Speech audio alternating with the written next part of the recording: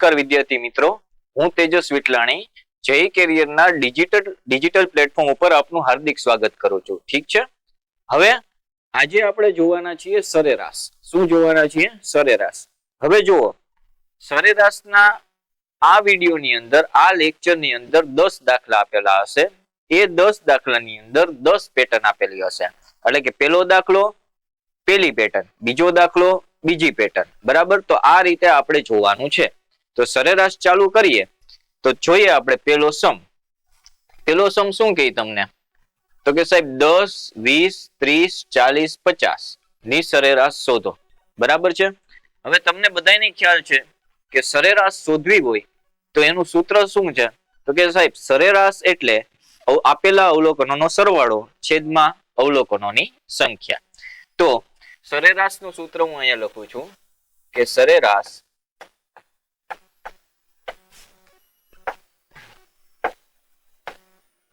બરાબર અવલોકનોનો સરવાળો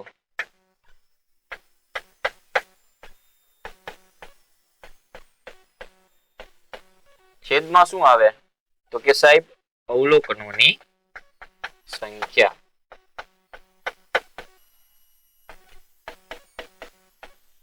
આ સૂત્ર છે એ તમે ક્યાંક ને ક્યાંક જોયું હશે, કારણ કે તમે બધા કોમ્પિટિટિવ એક્ઝામની તૈયારી કરો છો. પાછું ખાસ તમને યાદ કરાવી દઉં કે જેટલા પણ સમ હું આજે લઈ આવ્યો છું એ બધા જ કોમ્પિટિટિવ એક્ઝામમાં ખૂબ મહત્વના છે. એટલે કે આઈએમપી સમ છે. અગાઉની પરીક્ષામાં પૂછાયેલા પણ છે અને આવનારી પરીક્ષાઓમાં પૂછાવાની પૂરેપૂરી શક્યતાઓ છે. ઠીક છે, તો એવા જ બધા દાખલાઓ આજે આપણે જોશું. હવે જો તમને ઉપર આપ્યું છે અવલોકનોનો સરવાળો. બરાબર છે. તો તમારે અવલોકનો જુઓ. પેલું છે 10, પછી છે 20, પછી છે 30, પછી છે 40 અને પછી છે 50. બરાબર. નીચે આપ્યું છે અવલોકનોની સંખ્યા. તો અવલોકનોની સંખ્યા ગણો 1, 2, 3, 4 ને 5. તો કે સાહેબ 5 છે. તો અવલોકનોની સંખ્યા આપણે લખશું છેદમાં કેટલા લખશું? 5. બરાબર. હવે ટોટલ મારવાનો. તો કે સાહેબ 10 ને 20 કેટલા થાય? 30. 30 માં 30 નાખો 60. 60 ને 40 તો કે સાહેબ 100 થાય. 100 ને 50 તો કે ભાઈ 150. બરાબર છે. 10 ને 20 30 ને 30 60 ને 40 100 ને 50 150. 150 ભાગ્યા 5. હવે તો કે સાહેબ હવે 5 અને 15 છે. બરાબર છે. હવે એક વસ્તુ તમે સમજો કે 5 10 50 થાય, 5 ગુણ્યા 20 કરો તો 100 થાય અને 5 ગુણ્યા 30 કરો તો 150 થાય. એટલે કે આના અવયવ શું પાડે? તો કે ભાઈ 5 ગુણ્યા 30. બરાબર છે. તો હવે તમે આપણે ઉડાડો, હું ડાયરેક્ટ ઉડાડી શકતો હતો કે આમ કરું કે ભાઈ 5 અને 150 ઉડી જાય ને ઉપર 30 આવે, પણ મેં એવી રીતે નથી ઉડાડ્યા. જો 5 ના અવયવ પાડ્યા 5 ગુણ્યા 1, ઉપર અવયવ પાડ્યા 5 ગુણ્યા 30. બરાબર છે. હવે તમે જો અહીંથી નીચેથી 5 કાઢ નાખો, ઉપરથી 5 કાઢ નાખો એટલે નીચે 1 વધ્યો અને ઉપર 30 વધ્યા. તો આનો જવાબ શું આવે? 30. આ અવયવ પાડીને મેં છેદ એટલા માટે ઉડાડી દીધા મિત્રો, કારણ કે ઘણા વિદ્યાર્થીઓ એવા છે કે જેને છેદ ઉડાડવામાં તકલીફ પડે છે. એ ડાયરેક્ટ નથી કરી શકતા કે ભાઈ 30 5 150 મીન્સ કે 30 5 150 થાય એટલે ઉપર 30 આવી જાય, 150 ઉડી જાય, 5 ઉડી જાય, પણ એવી રીતે એ કરી શકતા નથી. એટલે આપણે અવયવ પાડ્યા કે 5 ના અવયવ 5 ગુણ્યા 1, 150 ના અવયવ તો કે ભાઈ 5 ગુણ્યા 30. બરાબર છે. પછી 5 5 કટ કરી નાખ્યા એટલે 30 તમારો જવાબ આવ્યો. જો જેને અવયવ પાડવામાં જેને છેદ ઉડાડવામાં તકલીફ પડતી હોય એને ખાસ કરીને આવા અવયવો પાડી લેવા અને અવયવ પાડીને છેદ ઉડાડવા. રેડી? તમારો જવાબ આપણે જોઈ લઈએ. જો આની સરેરાશ કેટલી આવે છે? તો કે 30. પેલો સમ અહીંયા તમારો પૂરો થયો. પેલા સમની અંદર તમે સરેરાશનું સૂત્ર જોયું કે અવલોકનોનો સરવાળો છેદમાં અવલોકનોની સંખ્યા અને સરેરાશ મેળવી. ઓકે, હવે આપણે જશું બીજા સમમાં. તો બીજો સમ શું કહે? તો કે સાહેબ 15 18 22 25 અને 1 ની સરેરાશ 20 હોય તો 1 શોધો. આનો મતલબ એવો થયો કે બીજો સમ છે ને એ થોડોક ડિફરન્ટ છે, એટલે કે પેટર્ન અલગ છે. અહીંયા તમને સરેરાશ આપી દીધી છે. કેટલી આપી છે? તો કે સાહેબ 20. બરાબર છે. અને એક અવલોકન આપ્યું નથી એટલે એનું નામ આપણે લીધું છે x. એક અવલોકન શોધવાનું છે. બરાબર. તો હું આવી રીતે સૂત્ર માંડું કે સાહેબ સરેરાશ બરાબર સરેરાશ બરાબર શું થાય તો કે આપેલા અવલોકનોનો સરવાળો. તો હવે હું એ વસ્તુ લખતો નથી, સીધા અવલોકનોનો સરવાળો કરું છું. બરાબર, તો પેલું શું થશે 15, બીજું 18, પછી આવે 22, પછી આવશે 25 અને એક અવલોકન શોધવાનું છે એટલે એને આપણે લખશું x ના છેદમાં. બરાબર છે, અવલોકનોની સંખ્યા. ખાસ જોજો અવલોકનોની સંખ્યા કેટલી થશે તો કે 1 2 3 4 અને શોધવાનું છે x એટલે એ પાંચમું અવલોકન થાય. એટલે ટોટલ 4 નહીં થાય પણ સંખ્યા કેટલી થશે તો કે સાહેબ 5. એટલે અવલોકનોની સંખ્યા કેટલી આવી 5. હવે તમને સરેરાશ આપી દીધી છે. સરેરાશ કેટલી આપી છે 20. તો અહીંયા લખી શકો કે સાહેબ સરેરાશ 20. હવે જુઓ આ 5 છે ને એ અહીંયા છેદમાં છે, બરાબરની જમણી બાજુએ 5 છેદમાં છે. હવે એને હું બરાબરની જમણી બાજુથી ડાબી બાજુ લઈ જાઉં તો એ છેદમાં વધેલી મીન્સ કે છેદમાં જે વસ્તુ રહેલી છે એ અહીંયા ગુણાકારમાં આવી જાય. બરાબર છે, તો આ 5 છે એનો ગુણાકાર કોની સાથે થશે તો કે સાહેબ 20 સાથે. સમજાણું? અહીંયા છેદમાં હતા બરાબરની જમણી બાજુએ, એને મેં શું કર્યું તો કે ડાબી બાજુ હું લઈ જાઉં છું એટલે એ ગુણાકારમાં જશે. હવે આનો ટોટલ કરવાનો 15 + 18 + 22 + 25. બરાબર છે, જો જેને આડો ટોટલ નો આવડતો હોય ને એ ઉભો ટોટલ કરજો આવી રીતે 15 18 22 25 લખીને. પણ જેને આડો ટોટલ આવડતું હોય બરાબર છે સ્લીપિંગમાં એ કરી શકે સીધું. જો 5 ને 8 કેટલા થાય તો કે સાહેબ 13 થાય. 13 માં 2 નાખો તો 15 થાય. 15 ને 5 કેટલા થાય તો કે 20. 20 નું શૂન્ય અહીંયા આવે, હા સાહેબ. પછી અહીંયા કેટલી વધી આવે તો કે સાહેબ અહીંયા 2 આવે. 2 ને 1 કેટલા થાય 3, 3 ને 1 4 થાય, 4 ને 2 6 થાય, 6 ને 2 કેટલા થાય તો કે 8. એટલે 80 થયા. 80 વત્તા શું થશે અહીંયા તો કે 80 વત્તા અહીંયા થશે x. બરાબર છે, શું થશે x. બરાબર, હવે ખાસ જોજો 20 × 5 અને સામેની સાઈડ 80 અને વત્તા x છે. હવે 20 પંચા કેટલા થાય તો કે સાહેબ 100. બરાબર છે, 80 બરાબરની જમણી બાજુએ છે તો એ પ્લસમાં છે. કેમાં છે પ્લસમાં. એને હું ડાબી બાજુએ લઈ જાઉં તો એ શું થઈ જાય તો કે સાહેબ માઇનસ. બરાબર, અને આ x તો એમ રહી. તમે x આવી રીતે લખી શકો ને આવી રીતે લખી શકો. બરાબર છે, કોઈ પણ રીતે તમે x છે એ લખી શકો. બરાબર છે, x ને મારે લખવો હોય તો હું એને આવી રીતે પણ લખી શકું. ઓકે, ચાલો 100 - 80 બરાબર x એટલે કે 20 બરાબર x. તો જે પાંચમું અવલોકન છે એ તમારું કેટલું થશે તો કે સાહેબ 20. બરાબર છે, સમજાણું? બીજા દાખલાની અંદર ખાસ આપણને સરેરાશ આપેલી હતી અને એક અવલોકન શોધવાનું હતું. રેડી? તો તમારો અહીંયા બીજો દાખલો પણ કમ્પ્લીટ થયો અને સાથે સાથે બીજી પેટર્ન પણ કમ્પ્લીટ થઈ. હવે આપણે જોઈએ સમ નંબર 3. તમારો જવાબ એકવાર ચેક કરી લે. હા સાહેબ આવે છે 20. ઓકે, હવે ત્રીજા દાખલાની અંદર જોઈએ 28 74 49 72 87 અને x ની સરેરાશ 60 હોય તો 100. બરાબર છે, જોઈએ આપણે. અહીંયા લખું હું સરેરાશ. સરેરાશ નું સૂત્ર શું થાય તો કે સાહેબ ઉપર અવલોકનોનો સરવાળો આવે, છેદમાં અવલોકનોની સંખ્યા આવે. તો જો ડાયરેક્ટ હવે સરવાળો લખશું 28 + 74 + 49 + 72 + 87 અને પ્લસ x. બરાબર છે, અને છેદમાં ટોટલ અવલોકનો તો કે સાહેબ 1 2 3 4 5 અને 6 અવલોકનો કેટલા થશે 6. રેડી? હવે તમને સરેરાશ કેટલી દીધી છે તો કે સાહેબ સરેરાશ આપી છે 60. Very good. ચાલો અહીંયા લખી નાખીએ આપણે 60 લખ્યા. હવે 60 ની આરે હું સીધા ઓલા 6 છે છેદમાં છે તો એને આ બાજુ લઈ લો તો ગુણાકારમાં વયા જાય તો કે હા સાહેબ એટલે 60 × 6 થઈ જાય. હવે આનો ટોટલ મારીએ. મેં પહેલા જ કીધું આડો ટોટલ નો મારતા આવડતો હોય તો ઊભો ટોટલ મારો, પણ જેને ગ્રીપ હોય તમારે કોમ્પિટિટિવ એક્ઝામ તમે દો છો એટલે આડાની પ્રેક્ટિસ કરવાની. તો જો 8 ને 4 12, 12 ને 9 તો કે સાહેબ 21 થાય, 21 ને 2 23 થાય, 23 ને 7 કેટલા થાય તો કે 30 થાય. એટલે 30 નું શૂન્ય અહીંયા આવશે. વધી અહીંયા હું નાનકડી લખી નાખું 3. 3 ને 2 5 થાય, 5 ને 7 12 થાય, 12 ને 4 16 થાય, 16 ને 7 કેટલા થાય તો કે સાહેબ 16 ને 7 23 થાય. અને 23 ને 8 કેટલા થાય? તો કે સાહેબ 23 ને 8 થશે 31. એટલે હું અહીંયા સીધા 31 લખીશ. એટલે આનો ટોટલ કેટલો આવ્યો? તો કે સાહેબ 310. 310 અને વત્તા આપણે એક અવલોકન શોધવાનું છે એટલે x. બરાબર છે. હવે જો 60 ગુણ્યા 6 છે તો તમારે એવું કરવાનું કે સાહેબ 6 ગુણ્યા 6 કેટલા થાય? તો કે સાહેબ 36. આ બિંદુ એક છે ઉમેરી દે એટલે સીધું તમારે 60 ગુણ્યા 6 કેટલા થાય? 360. જવાબ આવી ગયો. પછી 310 બરાબરની જમણી બાજુએ પ્લસમાં છે, ડાબી બાજુએ હું લઈ આવું એટલે માઇનસ થઈ જાય 310 અને અહીંયા આવી જાય બરાબર x. બરાબર છે. તો 360 માંથી તમે 310 બાદ કરો એટલે તમારો જવાબ આવે 50. એ 50 શું થયું? તો તમારું x અવલોકન થયું. એટલે કે મિસિંગ જે તમને અવલોકન આપ્યું છે જે શોધવાનું છે એનો જવાબ શું આવશે? તો કે સાહેબ 50. જોઈ લઈએ આપણે. જો આવે છે તો કે હા સાહેબ. રેડી? સમજાણો દાખલો? ઓકે. હવે આપણે જઈએ નેક્સ્ટ સમ. જો નેક્સ્ટ સમ શું કહે છે? તો કે સાહેબ 7 થી 33 વચ્ચે આવતા 5 ના અવયવીઓની સરેરાશ શોધો.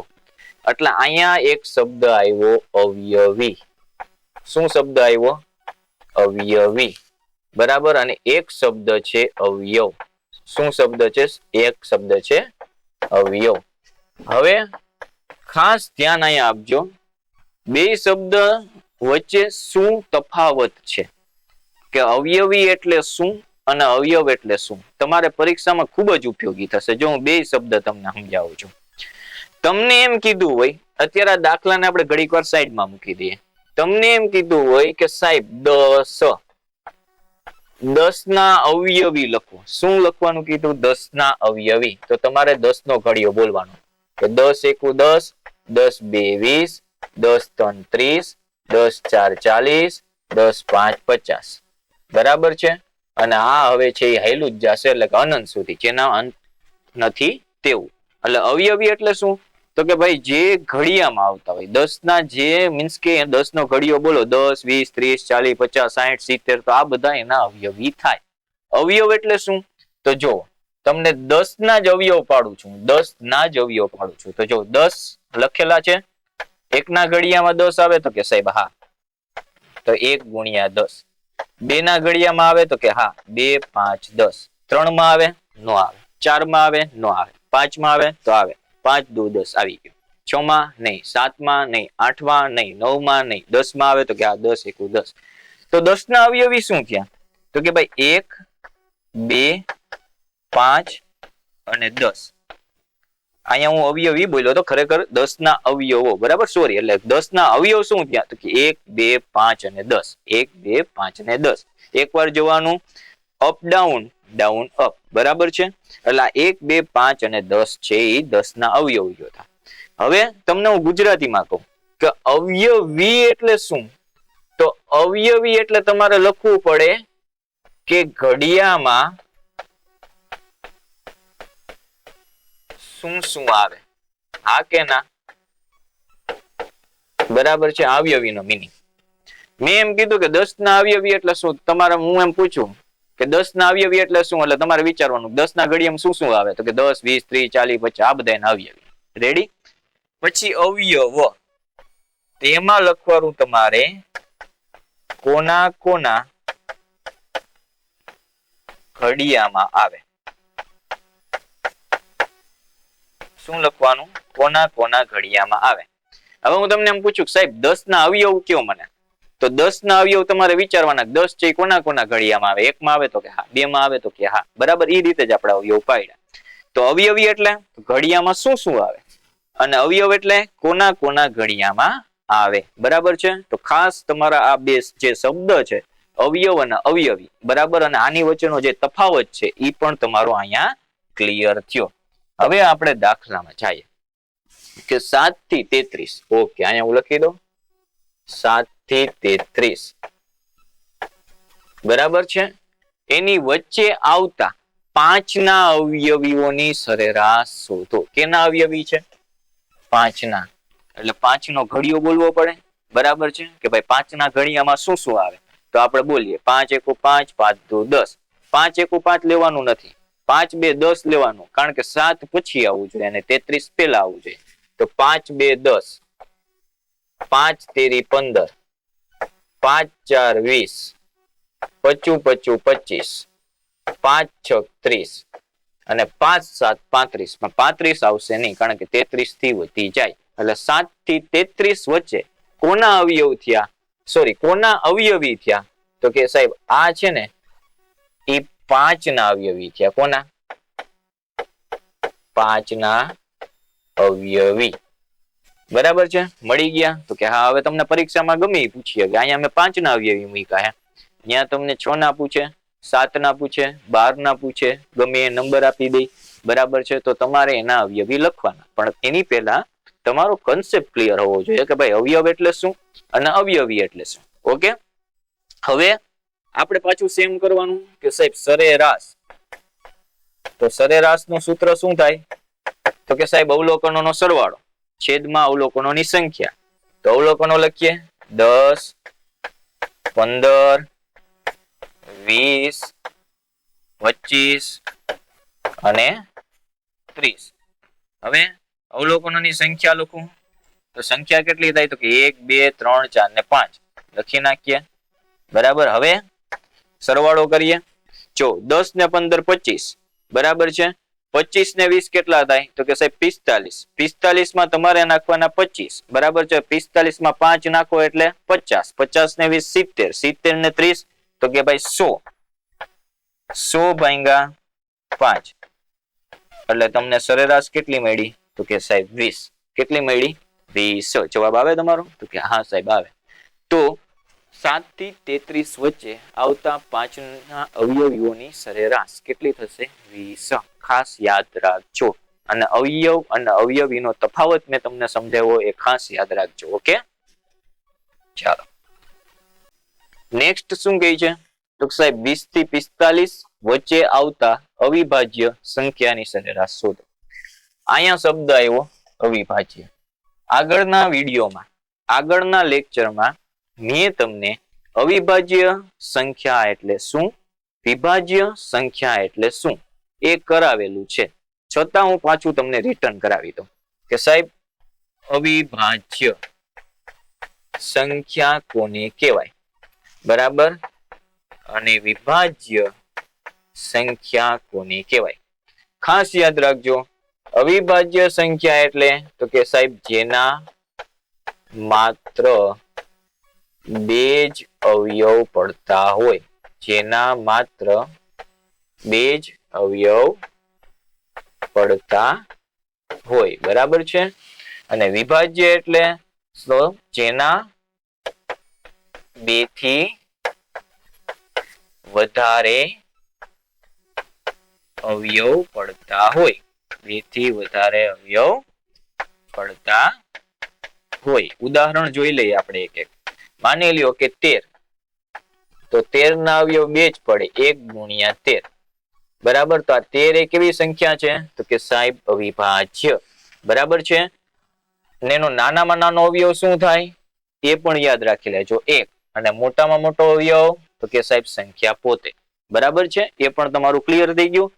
હવે અહીંયા લઈ લો હું 12, તો કે સાહેબ 1 ગુણ્યા 12, 2 ગુણ્યા 6 અને 3 ગુણ્યા 4.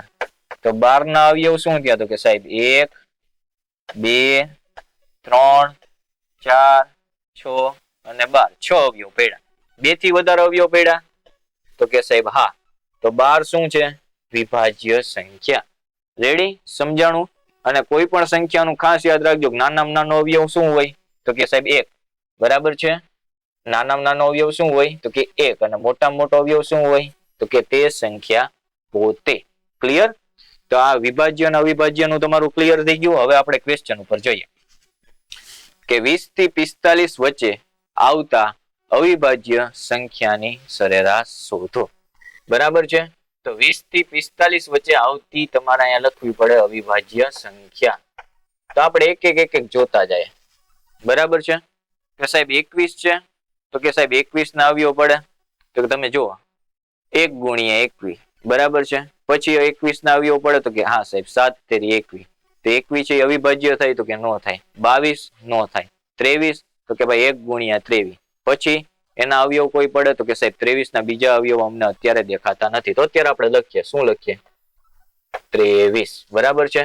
પછી તો કે સાહેબ 24, તો કે સાહેબ 24 ના અવયવ પડે હોય 1 ગુણ્યા 24 અને 12 દુ 24 બસ અટકી જવાનું. 25 ના તો કે સાહેબ પડે 1 ગુણ્યા 25 5 ગુણ્યા 5 આગળના અવયવ આપણે નથી પાડતા, જોઈ લેવાનું. 2 થી વધારે અવયવ પડે તો એને લેવાની નહીં.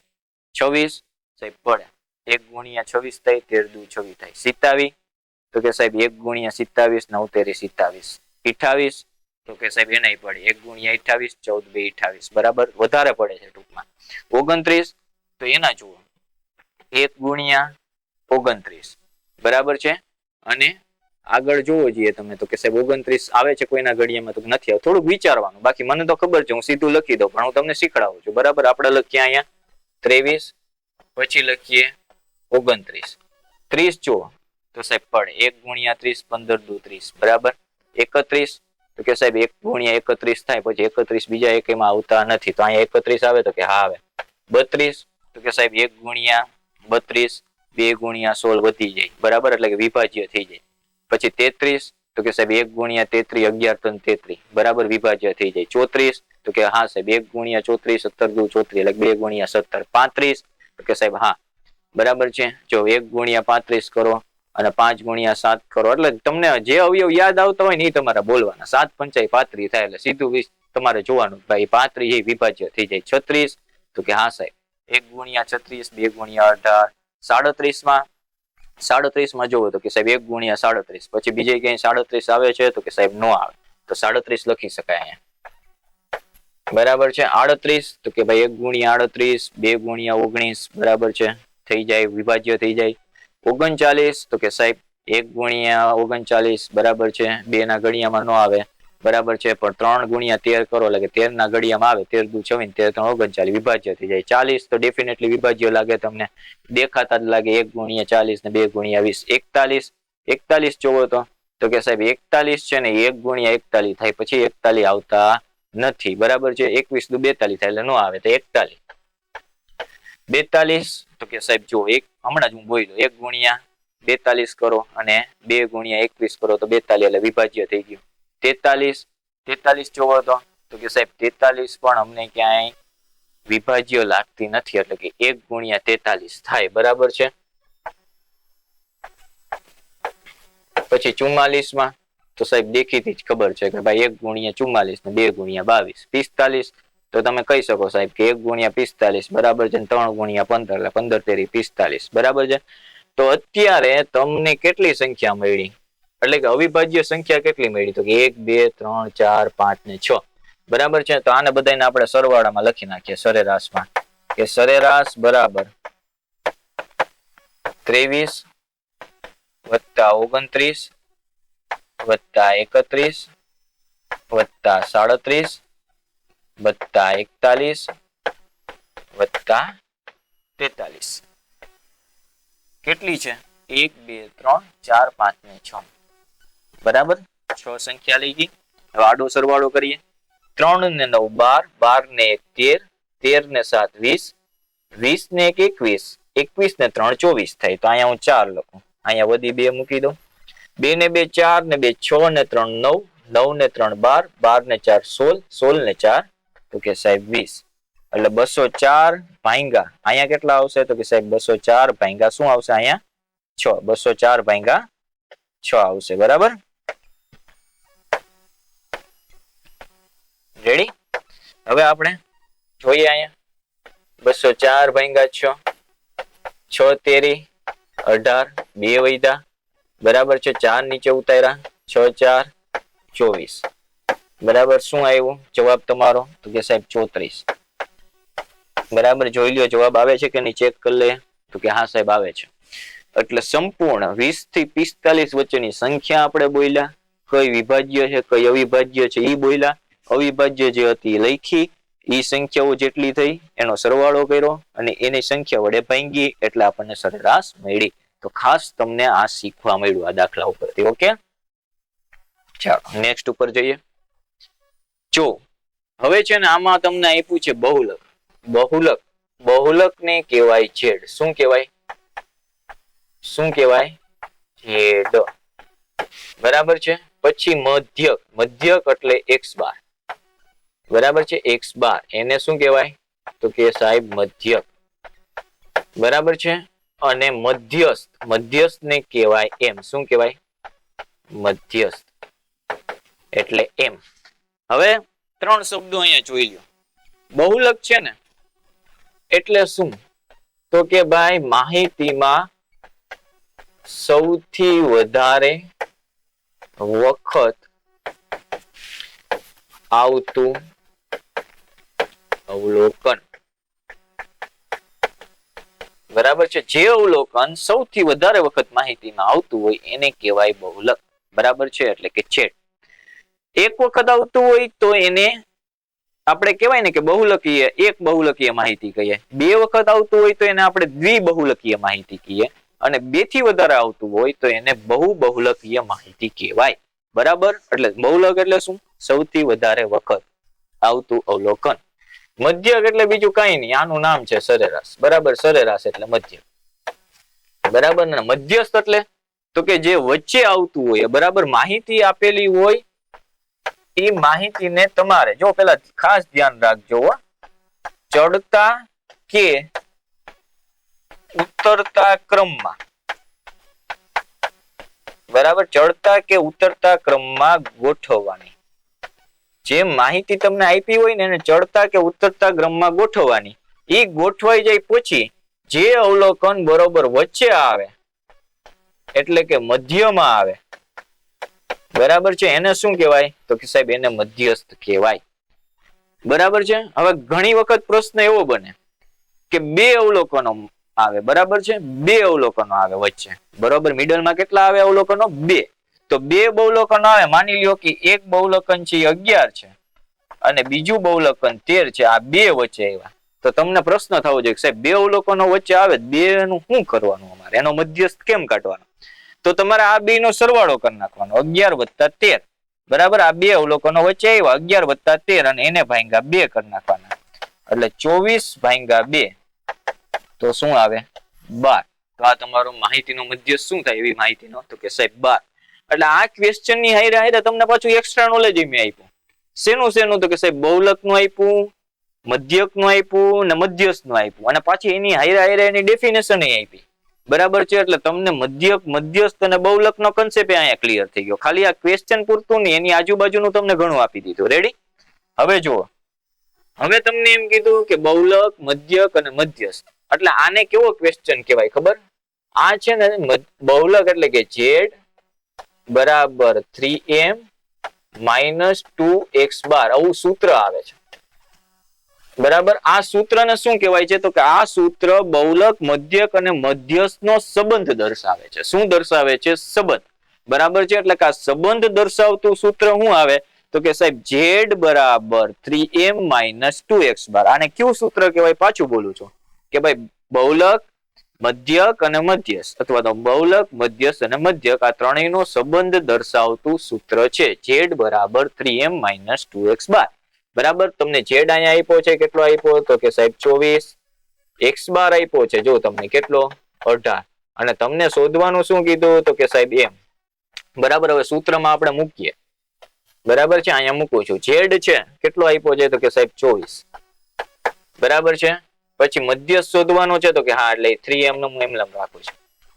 x બાર કેટલો છે? તો કે સાહેબ 18, એટલે 2 ગુણ્યા કેટલા થશે? 18. માહિતી મૂકી દીધી. હવે જોઈએ 24 એમ બરાબર 3m અને 18 દુ કેટલા થાય? તો કે સાહેબ 18 દુ થશે 36. કેટલા થશે? 36, બરાબર છે. હવે 24 અહીંયા એમ રાખવાના. જમણી બાજુ 36 તમને શેમાં દેખાય છે? તો કે સાહેબ માઇનસમાં. ડાબી બાજુ આવે તો શું થઈ જાય? તો કે સાહેબ સરવાળો થાય.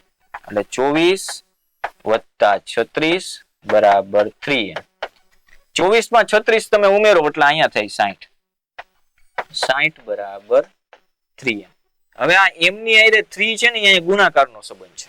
ડાબી બાજુ આવશે એટલે તો કે સાહેબ ભાગાકાર થઈ જાય, બરાબર છે. એટલે 60 ભાગ્યા 3 બરાબર m, તો 20 બરાબર m.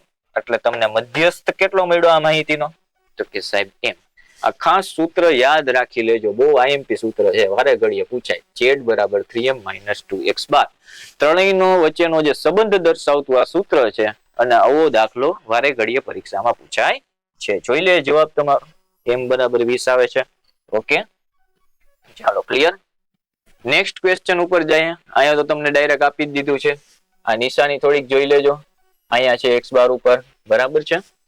તો જુઓ m બરાબર શું આપ્યું તો કે સાહેબ 15, x બાર કેટલો આપ્યો 10, z તો કે સાહેબ શોધવાનો છે, બરાબર છે. એટલે અહીંયા દાખલો પાછો બદલી જાય છે. અહીંયા z શોધવાનો દાખલો છે, ઓલો હતો એ મધ્યસ્થ શોધવાનો દાખલો હતો. આમ જો તો દાખલો ચેન્જ થઈ જાય, પેટર્ન ચેન્જ થઈ જાય, પણ જે ફોર્મ્યુલા છે, સૂત્ર છે એ સેમ રહેવાનું છે કે z બરાબર 3m માઇનસ 2x બાર. z કેટલા છે તો કે કાંઈ ખબર નથી સાહેબ, શોધવાના છે. m આપ્યા તો કે હા 3 ગુણ્યા 15 માઇનસ 2x બાર કેટલા 10, 15 તેરી 45, 2 ગુણ્યા 10 20, બરાબર છે. 45 માંથી 20 જાય, શું જવાબ આવે 25. તો તમારો બહુલક શું થયો z, શું થયો તો કે સાહેબ 25. ક્લિયર, આ તમારો જવાબ થયો, જોઈ લ્યો. ઓકે, આવે છે, ડન. હવે આપણે જોઈએ નેક્સ્ટ દાખલો. હવે આવા દાખલા છે ને એ વારે ઘડીએ પરીક્ષામાં તમે જોતા હશો, કોઈ ને કોઈ પેપરમાં આવા દાખલા પૂછાય જ છે, બરાબર છે. તમે જોજો શું આમાં કહે છે. એક ક્લાસમાં 50 છોકરાઓની સરેરાશ 70 છે. છોકરા કેટલા 50, 70 સરેરાશ ગુણ કેટલા છે 70. તો તમારે કઈ નહીં કરવાનું, તમારે અહીંયા કરી દેવાનું 50 ગુણ્યા 70, બરાબર છે. પછી તમને કીધું કે 100 છોકરીઓ, બરાબર છે, એટલે 100 છોકરીઓ, એની સરેરાશ કેટલી છે તો કે 55, બરાબર છે. બસ હવે આખી શાળાની સરેરાશ શોધો, આખી શાળાની સરેરાશ શોધો, આખી શાળાની સરેરાશ શોધો. તમને જે આપ્યું છે ને એને તમારે કાંઈ નહીં કરવાનું, ગુણાકારમાં લખી નાખવાનું કે 50 છોકરા એના સરેરાશ ગુણ કેટલા તો કે સાહેબ 70, 100 છોકરીઓ એના સરેરાશ ગુણ કેટલા તો કે સાહેબ 55. હવે આપણે આનો ગુણાકાર કરીએ. 7 ગુણ્યા 5 કરો એટલે 35 થાય, અને 2 મીંડા પાછળ ચડાવી દો, 2 મીંડા દેખાય ને ચડાવી દેવાના એટલે 35 વધ્યા. 55 ગુણ્યા 100 કરો એટલે 5500 થાય. આનો ટોટલ કરો 0 0, 5 દુ 10 વધી 1, 3 ને 1 4 ને 5 9, એટલે આનો ટોટલ આવ્યો 9000. એટલે તમે એવું કહી શકો કે 150 વિદ્યાર્થીઓ છે, બરાબર, અને 9000 આપણી પાસે સરેરાશ. આપણને કીધું છે હું તો કે આખી શાળાની સરેરાશ શોધો, એટલે આ 9000 જે આવી ને એને તમારે 150 વિદ્યાર્થીઓની સંખ્યા વડે ભાંગવા પડશે, તો તમને આખી શાળાની સરેરાશ મળે. અહીંયા તમારો જવાબ નથી આવી જતો, એ જોજો. હવે જો આખી શાળાની સરેરાશ હું લખું તો કે ભાઈ શાળાની સરેરાશ, તો મારી પાસે ફિગર કયો છે તો કે સાહેબ 9000. વિદ્યાર્થીઓ કેટલા છે તો કે સાહેબ 150.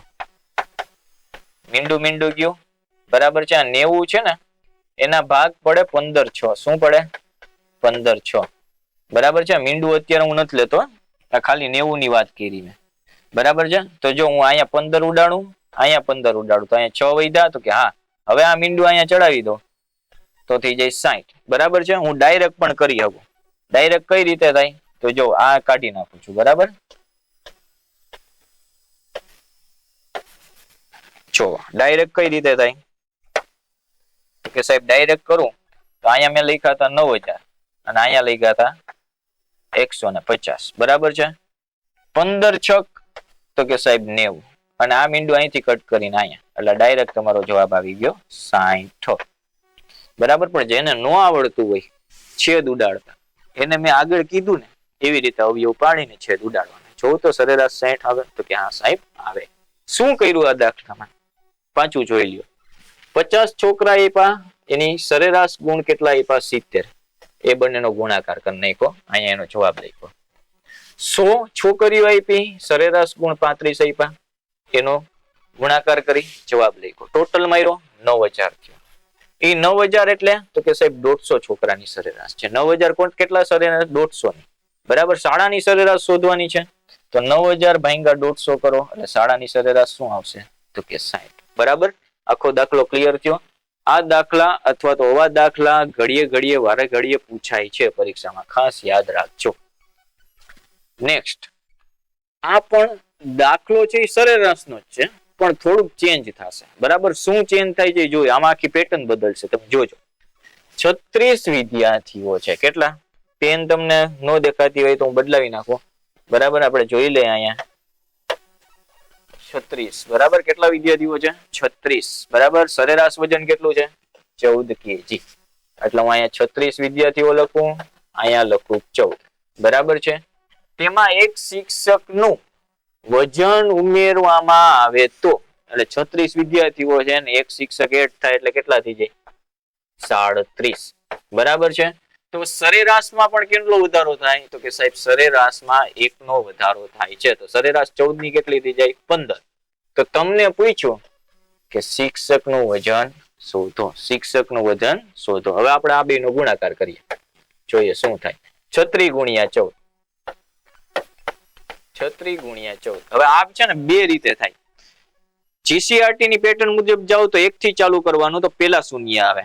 એનસીઆરટી ની પેટર્ન મુજબ જાઓ તો 4 થી ચાલુ કરો તો પછી બીજા સ્ટેપમાં શૂન્ય આવે. આપણે તમારી રેગ્યુલર પેટર્ન જીસીઆરટી ની 1 થી ચાલુ કરીએ. 1 થી ગુણાકાર કરવો હોય તો પેલા શૂન્ય મૂકવું પડે. 1 6 6, 1 3 3, પછી 4 થી જાય. 4 6 તો કે સાહેબ 24. વધી કેટલી? 2. 4 તેરી 12, 12 ને 2 14. 4 6 ને 4 10, વધી એવી 1, 3 ને 1 4 ને 1 5, એટલે અહીંયા આવ્યો 504. રેડી?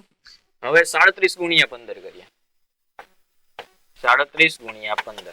પાછી પેટર્ન ફર્સ્ટ 0, 1 7 7, 1 3 3, 5 7 તો કે 35, વધી 3, 5 તેરી 15 ને 3 18, 5 એમ ને 8 ને 7 15 નો 5 વધી 1, 3 ને 1 4 ને 1 5, એટલે અહીંયા આવ્યા 555.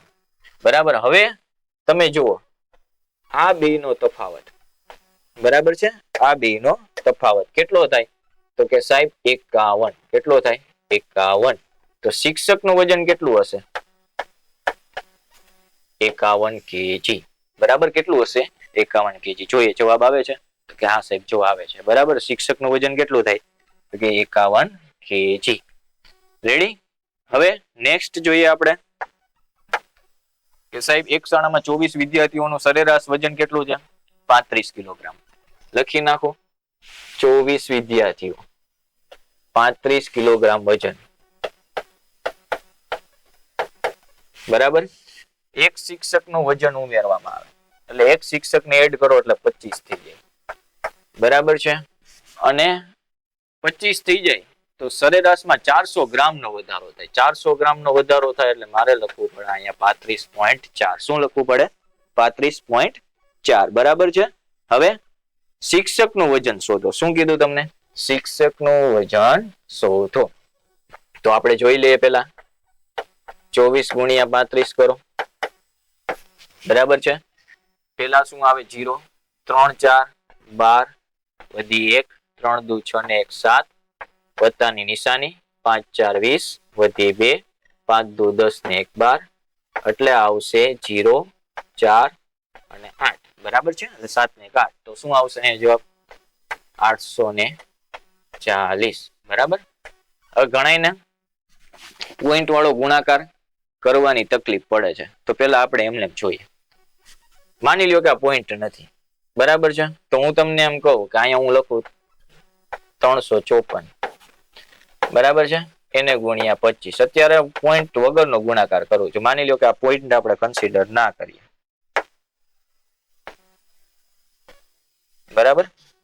હવે જોઈ લઈએ તો પેલા 0 આવે, 2 4 8, 2 5 10, વધી 1, 2 તેરી 6 ને 1 7, 5 ચાલુ થાય 5 4 20, વધી 2, પચું 25 ને 2 27, વધી 2, 5 તેરી 15 ને 2 17, 0 8 ને 7 15 નો 5, વધી આવી 1, 7 ને 1 8, 7 ને 1 8, 88 50 આવ્યું.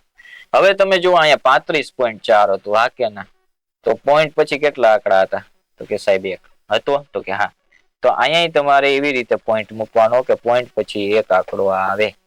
શું આવે? એક આંકડો આવે. બરાબર છે. તો એ 0 આવે છે. તો આનો ગુણાકાર શું થયો? તો કે 885. આ મેં તમને માં શીખડાયું, બરાબર છે. તો 885. હવે શું થયો તો કે જો આ 40 છે અને 885 છે, આ બે નો તફાવત કેટલો થાય છે તો કે સાહેબ 45. શું થાય છે? 45. તો શિક્ષક નું વજન કેટલું આવશે? 45 kg. એકવાર હજી સમજાવી દઉં. 24 વિદ્યાર્થીઓ, 35 કિલો વજન સરેરાશ, ટોટલ 840, બે નો ગુણાકાર 25 અને 35.4 કેમ આવ્યું તો કે એક શિક્ષક ઉમેરા એટલે 24 ના 25 થઈ ગયા. વજનમાં 400 ગ્રામ નો વધારો થયો એટલે 35.4 થયા. પછી ગુણાકાર કર્યો 24 ગુણ્યા 35, પછી ખાલી 354 અને 25 નો ગુણાકાર કર્યો એ 8850 આવ્યું. પછી ખબર હતી કે અહીંયા 35.4 છે, પોઈન્ટ પછી એક આંકડો છે, તો અહીંયા પણ આપણે પોઈન્ટ પછી એક આંકડો લઈ લીધો, તો સીધો જવાબ આવી ગયો 885. 45 બે નો તફાવત. તો શિક્ષક નું વજન કેટલું આવ્યું સાહેબ તો કે 45. ઓકે, જોઈ લો જવાબ. ડન. ચાલો નેક્સ્ટ. હવે જો અહીંયા આપણા 10 ક્વેશ્ચન પૂરા થયા. તમે 10 સરેરાશના 10 ક્વેશ્ચન કર્યા, 10 માં અલગ અલગ પેટર્ન સમજ્યા. એ સિવાય તમે ઘણા બધા અલગ અલગ કન્સેપ્ટ પણ ક્લિયર કર્યા, જેમ કે બહુલક, મધ્યક, મધ્યક કોને કહેવાય, એક બહુલક હોય તો એક બહુલકીય માહિતી કહેવાય, બે બહુલક હોય તો દ્વિબહુલકીય કહેવાય, વધારે બહુલક હોય તો બહુ બહુલકીય માહિતી કહેવાય. મધ્યસ્થ એટલે શું? માહિતીને ચડતા કે ઉત્તરમાં ક્રમમાં ગોઠવો, વચ્ચે આવતું અવલોકન મધ્યસ્થ.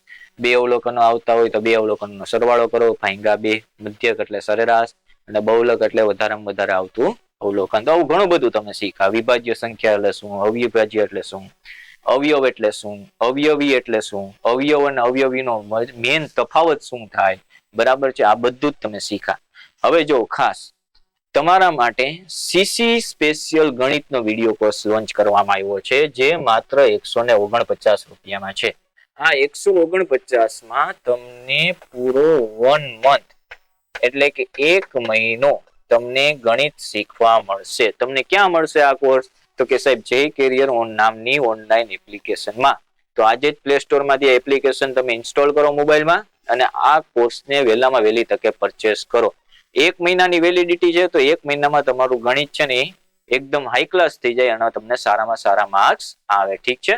તો હવે પછી આપણે મળશું નેક્સ્ટ લેક્ચરમાં આવા નવા કન્સેપ્ટ સાથે.